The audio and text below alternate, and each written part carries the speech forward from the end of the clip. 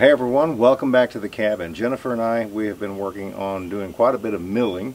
Got some 2x4s over there, got some siding over there, and then this is sheathing for the roof down there at the workshop.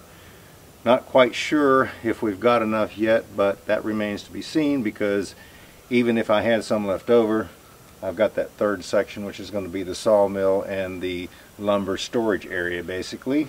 So I'll be able to use it there. But I've got one good sized log over here, and then I've got a good one down here, so we'll definitely get what we need. Yeah, this one right here, this was the butt of the tree, and I think it was, this end right here was 24 inches, right at 2 foot. So this is going to be a good sized log. I'll be able to get, I don't know, maybe 16-inch cant out of it, possibly, and then some other 1x and so forth. So yeah, this is going to be a lot of lumber right here. Then I have this one right here, which is a good size, but this one right here, it tapers quite a bit till it gets to the other end, so this one wouldn't really make anything besides a post, but I'll be able to get quite a bit of roofing material out of this one as well. So we've actually come a long way in a short period of time. It just seems like yesterday that I was working on that tractor portion. But this next section, as soon as we can get the roof on, and I think I'm going to go ahead and put the siding up at least. I'll wait to put the flooring in later, because I want to try to get this moved before winter if I can. So I need to start on this next section and get it under roof so that I can get the sawmill moved down there.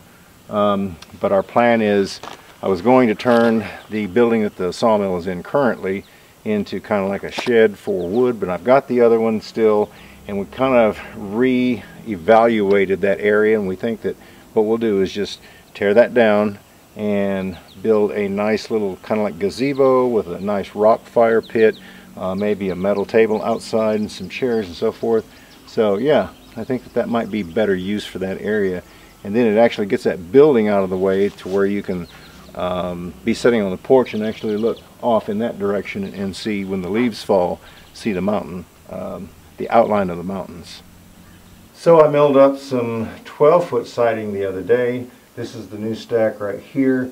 We actually had that left over, but this may be close to covering the whole back on the back side, because it is 12 foot and we're not going to have any windows going in that area.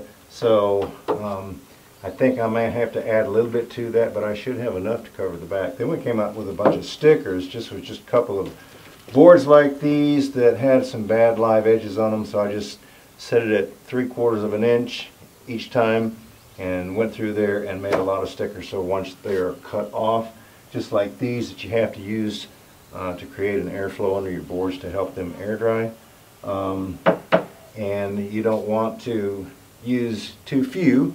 I know some people that use a lot more, but I had a bundle to start with, and you know, it wasn't going to be laying here that long before I was going to be putting it up. So anyway, so this actually came out of, I think, one tree, so it yielded quite a bit.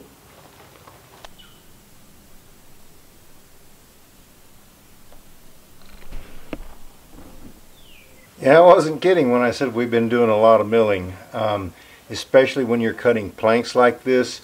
This is, you'll get a whole lot of sawdust. So this is going to go down there on the recycle pile. It'll break down and it'll get mixed in with ashes and dirt and stuff like that, and actually become good soil. So but it's getting about time that I clean some of this up so that I can, because when I get too low, that thing that where the exhaust of the sawdust comes out, it drags into that, so it gets really low to the ground, because it will saw down to within 1 inch of those orange bunks right there. So anyway, but yeah, I'm gonna have to get this cleaned up and get it ready for the next round. Well, I thought I'd give you an update on the tractor, where we were having that warning light coming up on the dash that was telling me it was time for the regen process, which is how it cleans itself out in as far as the emissions go. What it does is you get the engine so hot and it burns the particulates of the smoke, basically the old diesel smoke, and it burns it up.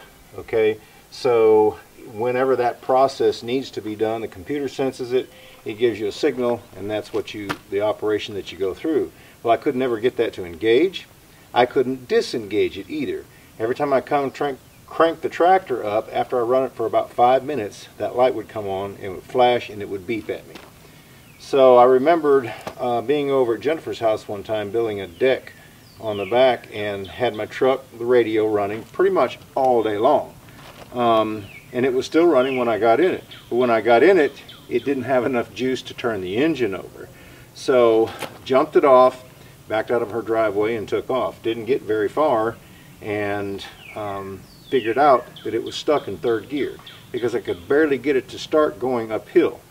So I wanted to drive it on home, but then after, like I said, I come to a stop, I realized that even on the country roads I couldn't go that slow. So anyway, I pulled over, I called her, she called a friend, they came over. What we did was we took the battery terminal loose, let the computer reset, kind of like turning your computer off so it'll reboot, and then we hooked the battery cable back up, cranked the truck up, and took off just like nothing had ever happened. And so I came out, took the battery terminal off the tractor, let it sit for about 5 minutes. I don't think there's a time limit. I could have probably put it right back on, but I just let it sit for about 5 minutes, put it back on there.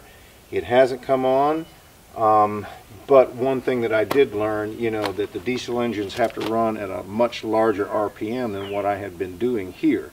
So, because if you don't, then you're going to constantly be going through that regen process, because if the engine is kind of lugging along, then you're going to have a lot more build up a lot quicker. Anyway, so yeah, I just dropped it down a gear with the RPMs up a little bit higher, and it seems like it works out the same. So anyway, that is the update. So if you've ever had a problem with, and it's only got a little over 100 hours, I wouldn't think that other people that I talked to, that theirs hadn't even come on yet, and they had 200, 300, some of them 500 hours. So yeah, that's something that I did learn that I am going to change here. This is what happens when you let your cucumbers grow through the fence. They actually get a stranglehold. You can't pull them through and you can't push them back. And I think I had one last year that did me the same thing. Anyway, friends, if you're interested in gardening, click up here in the top right hand corner. We did a video last year about this mountain garden keeps producing. I really think you'll enjoy it. Friends, thanks for stopping by. We really do appreciate it. And we look forward to seeing you back up here at the cabin again next time.